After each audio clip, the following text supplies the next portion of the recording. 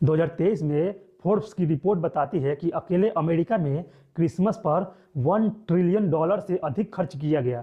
जरा सोचिए, यह किसी देश की जीडीपी से भी अधिक है। क्या आपने कभी सोचा है, नेशनल जियोग्राफी के अनुसार हर साल 30 से 40 मिलियन प्राकृतिक क्रिसमस ट्री बेचे जाते हैं। इन्हें उगाने और डिस्पोज करने में संसाधनों की खपत होती है। दूसरी ओर प्लास्टिक ट्री भी पर्यावरण को नुकसान पहुंचाते हैं। क्या हमें इस पर विचार करने की जरूरत नहीं है? आज की इस वीडियो में हम जानेंगे कैसे यह दुनिया का सबसे बड़ा ग्लोबल त्यौहार बन गया। तो आइए जानने और समझने की कोशिश करते हैं क्रिसमस की पूरी सच्चाई। जय हिंद दोस्तों। तारीख 25 दिसंबर, जब हर साल करोड़ों लोग क्रिसमस मनाते हैं, लेकिन क्या आपको पता है कि क्रिसमस की शुरुआत एक पगान त्यौहार से हुई थी? क्या आप जानते हैं कि क्रिसमस का सांता क्लॉज कोको कोला की देन है, और यह सांता क्लॉज का आधुनिक रूप कोको कोला के विज्ञापनों से आया है। और यह त्यौहार कभी सूर्य देवता के सम्मान में मनाया जाता था। और क्या हम उपभोक्तावाद के चलते इस त्यौहार की सच्ची भावना को भूल रहे हैं? क्रिसमस का इतिहास जितना ही पुराना है, उतना ही रोचक भी। History.com के अनुसार क्रिसमस की शुरुआत ईसाई धर्म से पहले हुई थी। यह रोम के एक पगान त्यौहार स्टर्नेलिया से प्रेरित है। स्टर्नेलिया एक प्राचीन रोमन त्यौहार था जो कृषि और सूर्य देवता के सम्मान में किया जाता था, जिसमें दावतें होती थी, उपहार दिए जाते थे, अपने गुलामों को आज़ादी देते थे और साल का सबसे अंधेरा समय मनाया जाता था। यही परंपरा धीरे धीरे क्रिसमस का हिस्सा बन गई और चौथी शताब्दी में रोमन साम्राज्य में ईसाई धर्म के बढ़ते प्रभाव के कारण चर्च ने 25 दिसंबर को यीशु मसीह के जन्मदिन के रूप में घोषित किया। लेकिन बाइबल में यीशु मसीह के जन्मदिन का कोई सटीक तारीख उल्लेख नहीं है। इस बारे में नेशनल जियोग्राफी ने बताया है कि यह दिन सूर्य देवता सोल इन्विक्टस की पूजा का दिन हुआ करता था। इसे ईसाई धर्म के अनुरूप बनाने के लिए चर्च ने इसे आधिकारिक तौर पर क्रिसमस में बदल दिया। क्या आपने कभी सोचा है कि क्रिसमस पर जो खुशी, जादू और हंसी हमारे आसपास होती है, उसका असली कारण क्या है? अगर क्रिसमस पर सांता क्लॉज ना आए तो बच्चों का क्या होगा? उनकी चॉकलेट और गिफ्ट्स का क्या होगा? एक ऐसा क्रिसमस जहाँ न घंटियों की आवाज़ हो, न सांता की हंसी, क्या ऐसा क्रिसमस पूरा हो सकता है? सांता क्लॉज के बिना क्रिसमस अधूरा ही नहीं, बेरंग हो जाएगा। लेकिन क्या आप जानते हैं कि सांता क्लॉज की कहानी चौथी शताब्दी के एक संत निकोलस से शुरू होती है। स्मिथसोनियन मैगजीन के अनुसार यह संत बच्चों और जरूरतमंदों को उपहार देने के लिए प्रसिद्ध थे। सांता क्लॉज का आधुनिक रूप, जिसे आज हम लाल और सफ़ेद कपड़ों में पहचानते हैं, 1931 में कोको कोला के विज्ञापनों के माध्यम से लोकप्रिय हुआ।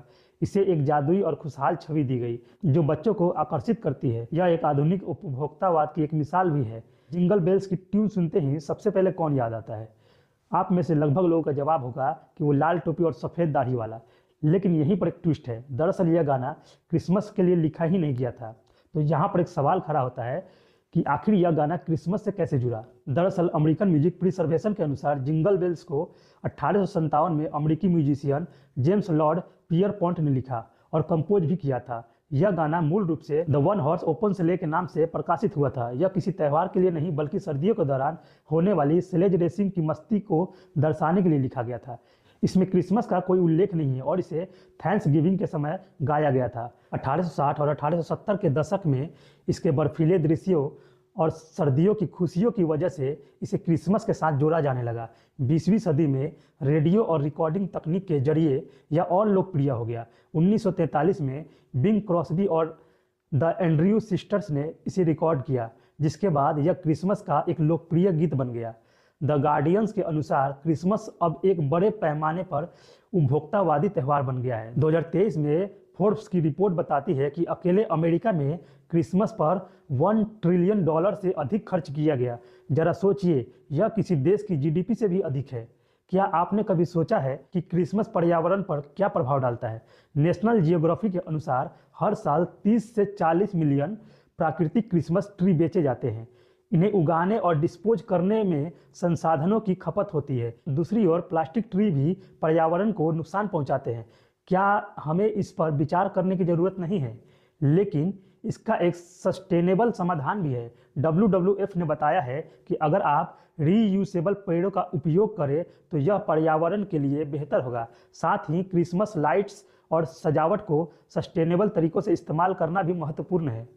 टाइम्स ऑफ इंडिया के अनुसार गोवा, केरल और उत्तर पूर्वी राज्यों में चर्च की सजावट और कैरोल गाने की परंपरा प्रमुख है। दूसरी तरफ CNN ट्रेवल्स ने बताया कि जापान में क्रिसमस एक रोमांटिक त्यौहार के रूप में मनाया जाता है। यहाँ लोग क्रिसमस पर KFC खाने जाते हैं और इसे परंपरा का हिस्सा मानते हैं। क्रिसमस का एक और पहलू है जिसका असर हमारे मानसिक स्वास्थ्य पर भी पड़ता है। साइकोलॉजी टुडे के अनुसार छुट्टियों के दौरान परिवार और दोस्तों के साथ समय बिताना तनाव को कम करता है और खुशी को बढ़ाता है। यह त्यौहार हमें सामाजिक रूप से जुड़ने का अवसर देता है और हमारी मानसिक स्थिरता में भी मदद करता है। तो दोस्तों, क्रिसमस सिर्फ एक त्यौहार नहीं है, यह परंपराओं, धर्म और संस्कृति का प्रतीक है। लेकिन हमें यह भी सोचना चाहिए, क्या हम उपभोक्तावाद के चलते इसके असली महत्व को भूल रहे हैं? क्या इस क्रिसमस हम पर्यावरण को बचाने और ज़रूरतमंदों की मदद करने के बारे में सोच नहीं सकते हैं? क्योंकि यही असली क्रिसमस की भावना है। इस बार आप लोग क्या करने वाले हैं, हमें कमेंट करके ज़रूर बताएं। हम आपसे मिलते हैं अगले वीडियो में।